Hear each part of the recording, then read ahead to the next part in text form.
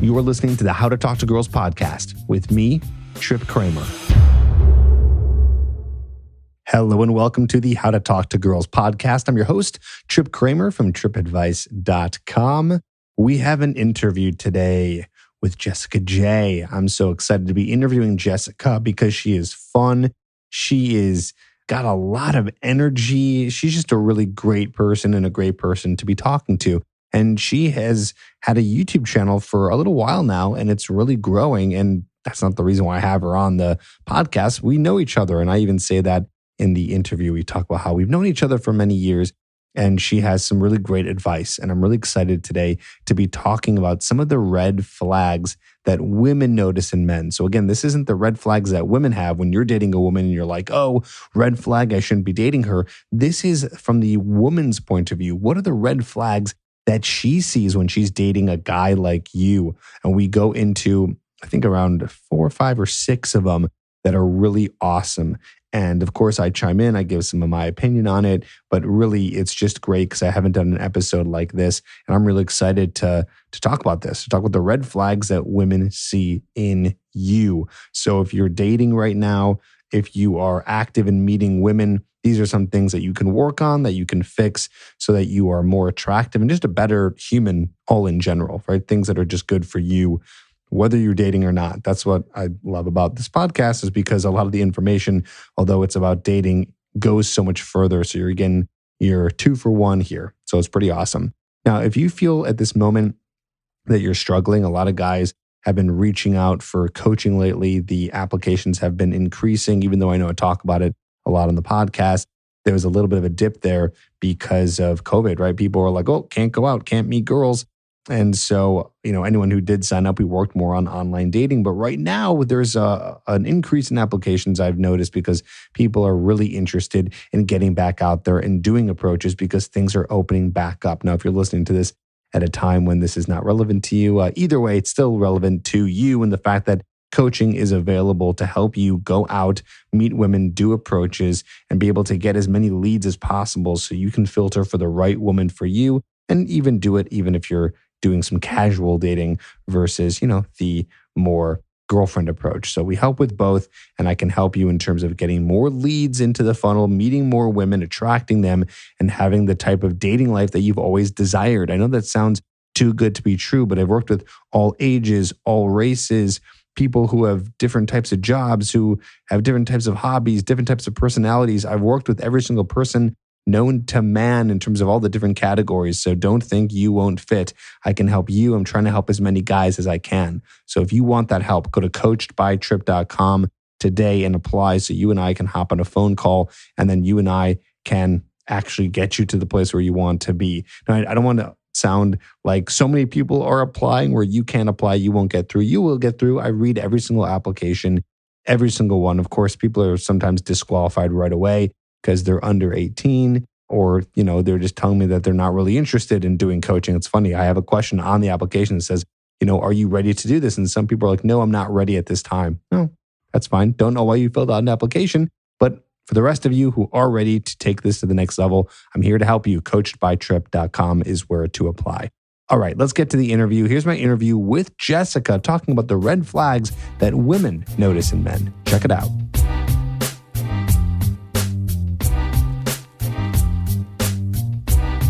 Hey, Jessica, what's going on? Good to be talking to you on the podcast. First time. Great to be here. Thank you so much. You're welcome. I mean, geez, it's kind of surprising I'm having you on now. You and I have known each other for quite some time. We've both been in the dating coaching scene for a while, and you have an awesome YouTube channel that gives great advice and is very popular. And so it's just great to have you on the podcast and introduce you to some of the guys who listen to How to Talk to Girls. Awesome. I'm super honored to be here. And I was actually just thinking about that when I was blowing my hair. Ew. When I was blow drying my hair earlier, I was like, wait, whose hair? Whose hair? You're blowing hair? Who is that? I was like, how long have we known each other? We've known each other a long freaking time. I can't believe we've never done this. I know. And I'm really excited too, because the topic you brought up, because I always ask, interviewees, I'm like, what do you want to talk about? What do you like to talk about? And the first thing you said, because I'm not going to lie, there's sometimes I sit down with someone, I'm like, hey, what do you want to talk about? Yeah. And they're like, oh, let's talk about this. I'm like, no, that's good, but I've Right. talked about that a billion times, or Yeah. that's not so interesting. What else you got? Sometimes I go on like, and then finally on like a fifth round, like, okay, we found one. But for you, you Right. got something. I never talk about this. I talk about the opposite, where like I talk about Right. red flags that like you need to look out for women. So do But I. this is interesting, the red flags that women are looking out for in men. And of course, I'm only going to be talking about this with a woman because you experience this. And I even would love to hear some stories if you're willing to share of red flags that you found on dates. I would love to get them. And it's so funny because being a dating coach for men, also, yeah, it's like, hey, watch out for these women. They're not as great as you think they are. But like, how many times do we turn around and say to ourselves, well, wait a minute, I'm not as successful as I want to be. How great am I really? Right. So I feel like to be able to turn the camera back on yourself is it's a really brave and it's a really necessary part of this whole dating process that a lot of people really never get to. But I feel like the guys and even the women, the people who are able to really look at themselves and be like, wait a minute, how great of a partner am I think these are the people that really find great results. Yeah. Yep. Absolutely. Absolutely. So let's talk about this real quick. How did you get started in all of this? And how long have you been doing it for? Well, what a funny story. So I was a marriage and family therapist. Oh God, way back in the day. And I remember it's a very stressful job to be a marriage and family therapist. And when they start you off in the field, you have like the worst cases possible. So I worked with, I'm just going to say it was, pro bono, free for people who couldn't afford it. And these are usually the people who need it the most. I'm talking like, addicts, rapists, murderers, basically people that like you would never ever think like, well, let's delve into your relationship with your father. You know what I mean? So it was a very stressful time in my early 20s. So I was like, I was like serial dating in Hollywood. So what I started doing was I started blogging about all my experiences as a single woman living in Hollywood in my early 20s on the side.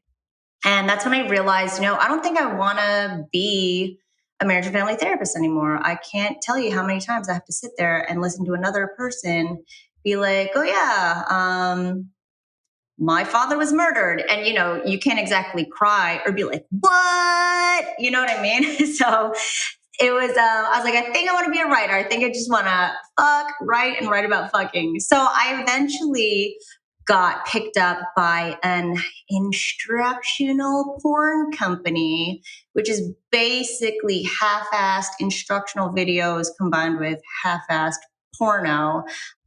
And I think I know who you're talking yeah, about. I think you do too. But I wrote as their blonde-haired, big titty bombshell. I was like this little nerdy Asian, like in the corner, writing about like the tantalizing tongue twister. So like, and I was seeing like how well these guys were doing, and I'm sitting here doing what I love. And I was like, why can't I use my face? Why can't I use my name? And then that's basically where my whole brand started.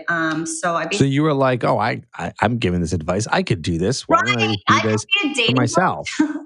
I was trained as a therapist. I'm pretty sure I could dial it down to help people with dating. And, I really thrived on that. It was where I was in my life. So I had such a great passion for it. They always say, well, they don't always say, but I read that article with Kylie Jenner about like, she's a billionaire now because like she hated her lips and then she got lip injections. Now she has lip kits. And it was something along the line of like, your greatest pain will help you build your greatest success or your greatest passion. And, I came from a place where I didn't know how to talk to people. I didn't know how to connect with people.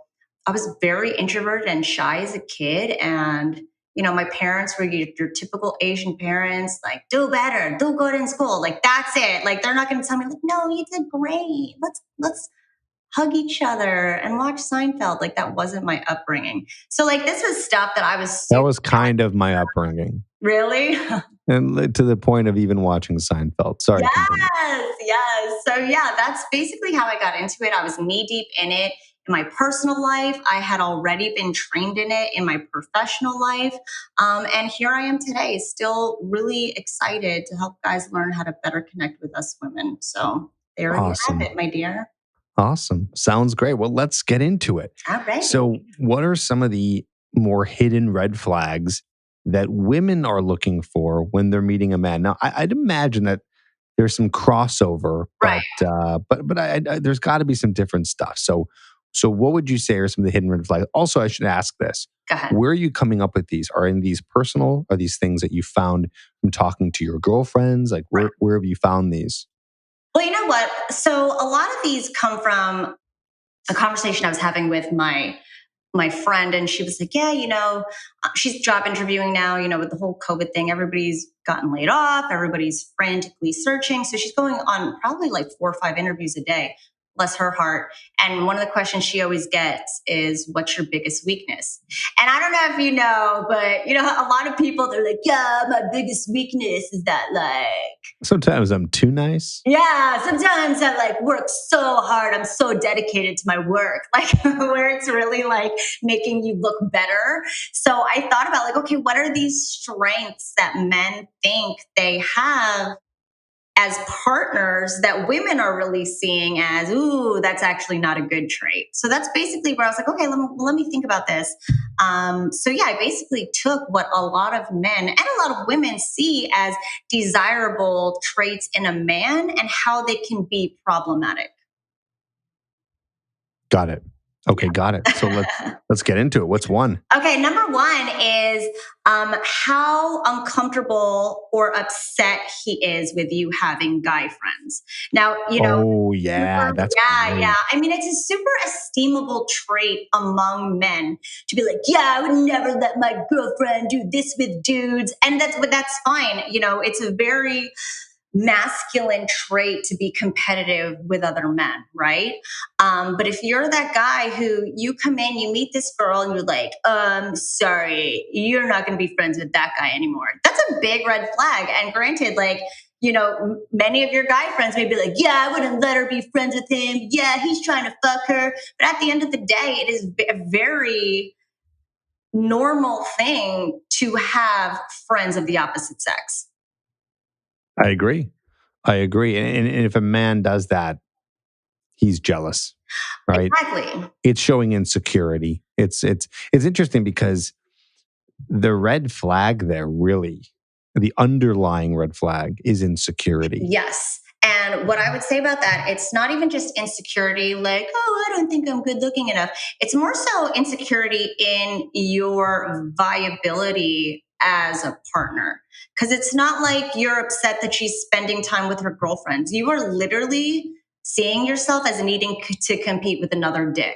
Like, a lot of the times these guys who are like, oh, like your guy friends, it's not about like this guy's more successful, this guy's better looking. Because sometimes the friends are like these schlubs are like, no, he's my brother, he's overweight and harmless. It's just the idea of another penis in her face, possibly. Right, exactly. And so, what would be your advice to combat that? Right. So, what can a guy do to not display that red flag or that specific insecurity when that happens? What can a guy do if he meets a girl and she has, let's just go to the extreme, a bunch of guy friends? Right. And it's so funny you bringing up what can a guy do to not really show that. And that's kind of a little bit of the issue, is thinking that you can hide who you really are. If you really have a problem with all her girlfriends, you don't need to ask, what can I do for her to not have, or with all her guy friends, you don't need to ask, what can I do or say to her to make her not have so many guy friends? You need to ask yourself, what happened in my life that made me feel so insecure in who I am as a man? Here comes the therapist. Yeah, and here comes the therapist. You'll always find it. Nothing is ever personal. A girl having 3 guy friends, it was never about you, ever. It's never gonna be, and it never will be. Or it never will be, it never was before. So if you're coming in there when she already has her established life, what do you think? No good is going to come from one, you holding it in, be like, okay, I'll just find a way to be okay with it. I'll just fucking find a way.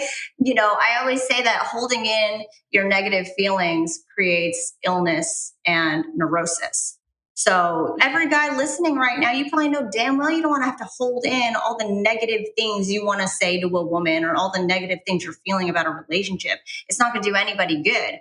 But you do need to find out where that's coming from if you do want to root it out. I also think so. I agree with all that advice. I want to add something is that don't talk about all that stuff with her. I would not be the one to talk it out with her. Right. Like, this is not a her problem. This is not a you and her problem. Right. This is a you problem. Right. And it doesn't do anything for you. I feel like it takes more than it gives. Like, it's not going to make her see you. It's still going to make you look insecure, even if you're not showing jealousy, or even if you're just saying like that you're fixing it or you're working on it. It's like, you know what, just work on it in your own private time with your therapist, with your friends, with your coaches. Like you said, don't hold it in, work on it, work on the underlying issue, do it on your own time. Right. It's totally, and you know what? If you do know that, like, oh fuck, I have a girlfriend who cheated on me, or I was married, I found out the kid wasn't mine. That stuff is all human stuff. If you want to be forthcoming, fine, but you don't need to. Well, you know that I'm the one who got cheated on. You know about my past. Yeah, you don't need to slam it in her face. You can be forthcoming about like, all right, I slipped up. I said something nasty about your guy friends. I just want you to know, like, there's some stuff that happened to me. Depending on where you are in the relationship, obviously, I always vouch for full disclosure. But yeah, you don't need to be sitting there and sounding off to her about, well, here's where it came from and here's why and here's what you can do to fix it. I mean, she's not gonna. You're the only person who can handle this. Exactly. Cool. That was a really good one. I like that. I feel like we got some more good ones. Yeah, I know, and you explained it very well. Gosh, I can't believe it took me so long to get you on the podcast. All right, let's do another one. Okay, I feel like I'm looking at the time. I was like, oh man, I can't name all of them. So I'm trying to like pick which ones. But one of we'll do a few. I mean, we'll get we got time here. We got time. Okay, I love it. Okay, so the next one is referring to women as hoe or slut. Okay. And you're laughing. What's making you laugh? No, I don't know. It's funny. It's just funny. You know what? I think the reason I'm laughing is because I can't imagine any of the guys who listen to How to Talk to Girls are going to be saying that language. Like, I can't imagine. Well, you know what I'm saying? So it's still great advice. I'm glad we should dive into this for sure, because you never know. But like, hey, listen, I've said that before. What do you think about bitch? About using the word bitch? Is that up there? I love that you said that. I really love that you said that, because I had bitch written in there originally and I took it out. And the reason I took it out is because I'll call anybody a bitch if they're mean. Like, if a guy comes over here and he was like, oh, like, your decor is stupid. Like, which man, and I would be like, wow, what a little bitch. You know what I mean? Like, to me, bitch is now so gender neutral in our society that, like, I don't know, I didn't really revere it as much. And the reason I went for hoe or slut is because there is a demeaning and shaming quality that is directed at a woman's sexuality. And she's not going to like that when she hears that. And she's not going to like it. I mean, I have a story. So basically, my girlfriend, once upon a time, she was an up-and-coming pop star. She's now a successful pop star. Yay. But anyway, so she's introducing me to this producer in the music industry. And, he's worked with everybody. I'm supposed to be so enamored. You know what I mean? I'm supposed to be like, oh my God, cool. And apparently him and I are talking, and he mentions, oh yeah, my ex-girlfriend, she was such a slut. It didn't work out. And there was such a sting in my heart, because I thought he was really cute. We were getting along, but there was such a sting like that went throughout my whole body there was like this general, I don't want to say anxiety, but there was a little bit of fear. There's a little bit of aggression when a woman hears a man refer to a woman as a hoe or a slut, because it's a little shaming in that she might have used her sexuality and it was against me. Whereas, like, if a guy and a girl are in a relationship, it doesn't work out because he cheated, men will be like, oh, yeah, he cheated on her. But if a woman cheats, it's kind of like, oh, yeah, because she was a slut. So it's very like, it's what you're doing is you're kind of giving away or giving up that you don't see women or you might not accept women as these sexual creatures that they really are. Does that make sense?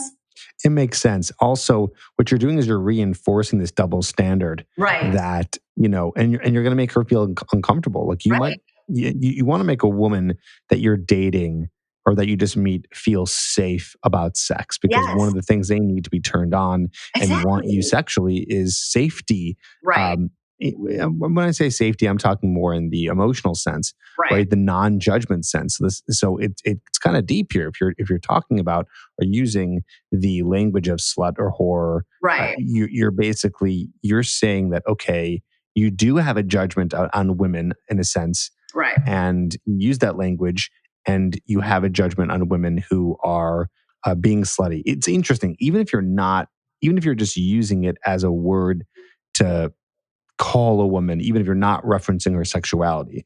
Like, even if you're not, you're just saying, oh, she's such a hoe. Like, even if it doesn't have to do with how many guys she slept with. So anytime you use that language, you're reinforcing that you do have a judgment on women who are having a lot of sex, and that turns a woman off. That's my kind of very deep analysis of it. Right. And you know what? The reason it's so off-putting to women when you are dating, if you are on a date or you do have a sexual interest in her, is because she's going to want to get sexual with you. Or I would think that you would want to be sexual with her. So when you refer to a woman's sexuality in such a shaming way, women won't feel good about being sexual with you. That's just Yep. Even if you're like, oh yeah, she was such a hoe in college. Maybe because you knew of her sleeping with, two of your friends? And maybe they're the only two people she's ever had sex with. But the fact that you can use that, in a way, you're showing your cards about what you really think about a woman who is sexual and is not good in our eyes. Yep. Exactly. Cool. What's another one? Okay, the next one. The next one is my favorite because... Okay, the next one is using work as your scapegoat. And this one's my favorite because men in our society, especially, are so revered for working really hard, making a lot of money. Being overworked is a very positive trait.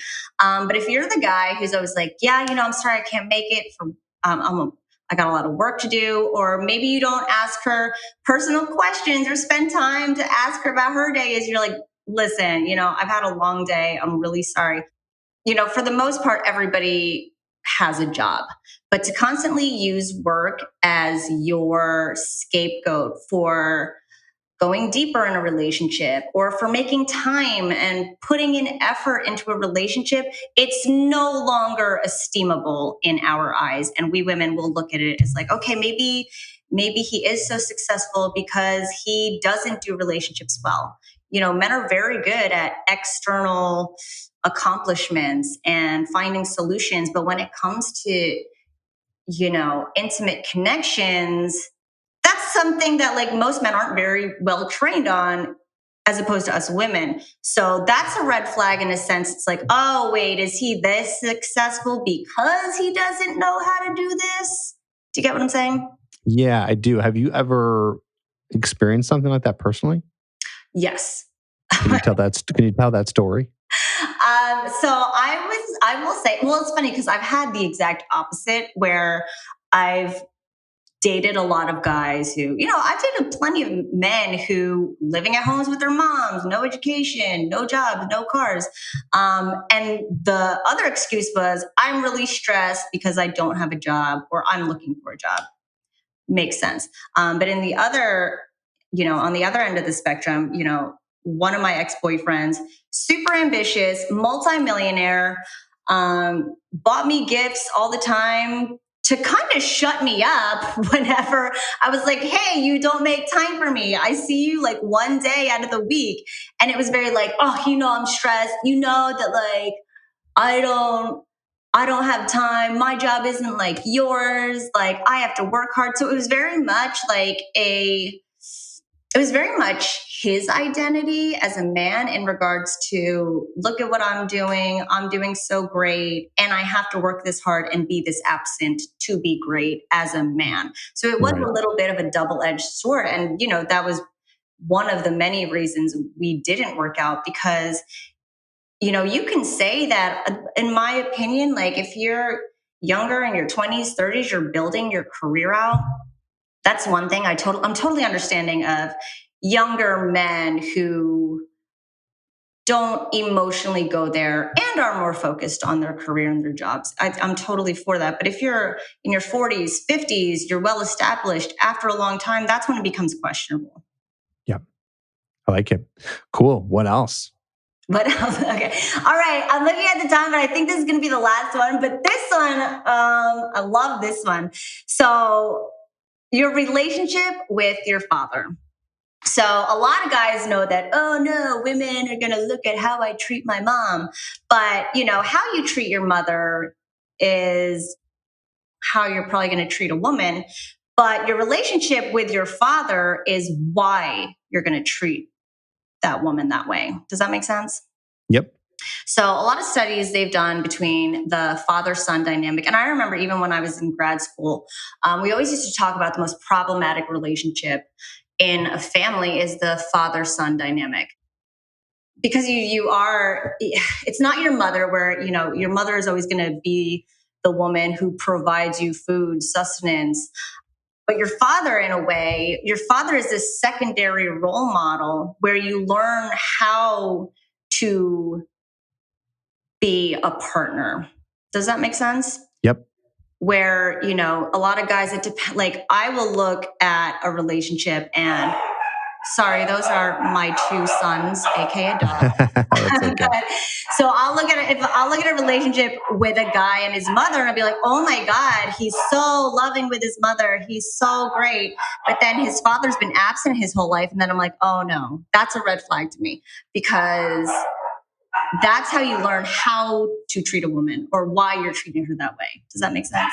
Yes. And also how you treat not mom, not you're saying specific the relationship with your dad, not your mom. So I would say your relationship with your mom is how you are going to treat a woman, and your relationship with your dad is why you're going to treat her like that.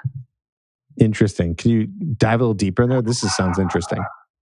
Okay, I just want to ask, can you hear my dogs? I can. Okay, do you need me to shut them up? Because I will. Okay, they stopped. They stopped. We did it. Oh, they kept going. I'm so sorry. Are you going to cut this out? I hope you do. I don't know. I really like to just keep it in. Okay. I don't want the editor to touch this part. I'm center in all my YouTube videos. So, like, if any of my subscribers listen to this, oh my God, here they are. Like, okay, it sounds like they've shut up. I don't want to. Okay, cool. Then let's keep it in. Editor, keep it in. Right. Okay. So basically, a man looking at his father is looking at, what he might be like down the line. No man looks at his mother and is like, I'm going to grow up to look like this one day. I'm going to grow up to be like this. It's just not the same as a man looking at his father and thinking, I'm going to grow up to look like this man. I'm going to grow up to be like this man, whether or not he wants to. So when he sees this adult version of himself and how he treats his mother or doesn't treat his mother, what he's doing is he's getting the modeled behavior for it. Right. Okay.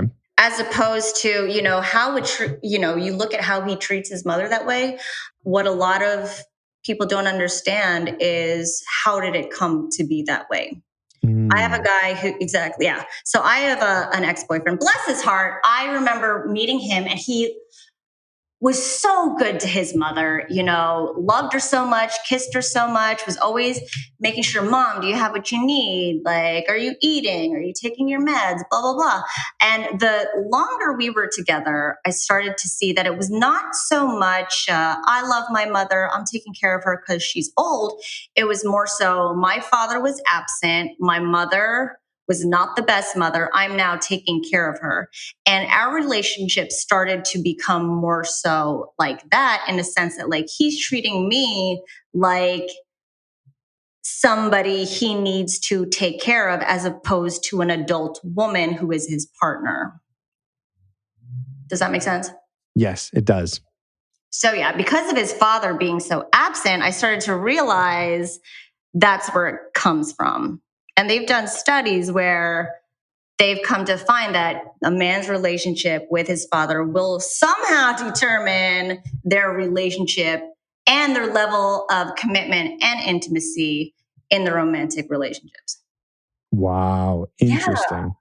Which you never really think of, I feel like a lot of, they've done a lot of, my father was a great worker in terms of like career path and, becoming a man. But a lot of people don't really think about like, that's how my dad treated my father. Even if your dad was a shitty father and you're like, I'll never be that way, it's still going to influence you being the exact opposite of your father, possibly. What if a guy who's listening doesn't have a good relationship with their father? Are you saying that's it? They're screwed. That's a red flag. They're not going to be able to attract women. Like, what can a guy do with that? I mean, there's plenty of men out there who have horrible relationships with their fathers, but that awareness of it, like I said, their awareness of my father was really shitty to my mother. I'm aware that I never want to be that way. So I'm going to, take a valiant effort in making sure I don't do that. I've come across plenty of men with awful relationships with their fathers, with awful fathers who were awful husbands. But it was in that awareness of knowing they didn't want to be like that they were able to come to some sort of crossroads where they can, make sure they don't end up like dad, the way dad was with mom. Got it. Yeah. Yeah. So as long as they're aware of it, right, and can come at it at that angle, right, then that could help a lot. Exactly. But don't like lie, don't get on the first date with a girl and go, I just want to let you know, I have a great relationship with my dad. I mean, you could. I don't know. I just feel like saying that to you. I just want to let you know. Anyways, what are you ordering? Because you know what I will say? Anytime, like I feel so bad for all the guys I've gone on dates with throughout the years, because, somehow, and like sometimes I have to like actively try to turn the therapist off in me. Sometimes we'll get into a conversation about dad and I will hear their relationship with their dad and that flag is exposed really early. So yeah, for the guys listening, it's just the awareness is always the first step, period. Awareness, and then deciding whether or not you do want to be different, deciding, how far you're going to let it take you or how much you're going to let it stop you. Cool. I like it. I know we're coming up to some time here, but these are just so good. Do you have one more you can share with us? Okay. This one is a little, I feel like it could be done by both parties. Using the phrase, I never should have said anything, or even having that feeling, I never should have said anything. And the reason I think it's more so a red flag for men is because men are less forthcoming about their true feelings and their true emotions. It's still a little bit of a stigma for a man to be emotional or have an emotional breakdown. Women, we break down all day and it's fine. Everybody's like, oh my God, she's dramatic, whatever. But men aren't exactly forgiven for it. So for a man to be forthcoming about like, you know what, I don't like this. I don't like your friends, or I don't like your mom. I think it's always a commendable thing. And for any man to feel like, oh man, I shouldn't have been forthcoming with how I really feel, that to me is a red flag, because it tells me, especially if he says it out loud, it tells me that he was already toying with the idea of not being honest. Okay. So yeah, maybe just be careful and don't say things you think you're going to regret saying. Right. Or that as well. We say a lot of things when we're angry, but if it's something that's really bothering you and it's something that, you feel in your own right to be able to voice, if she flips out and you're like, oh man, I never should have said that. I'm sorry. Like, that's a red flag, because you're not supposed to back down. You're supposed to be totally fine with everything you say. And unfortunately, a lot of men, the strong, silent type is more revered than the chatty Cathy guy, emotional guy type. But what I'm saying is, bro, let your feelings out. Let's do this. Cool. I like it. Do you do coaching?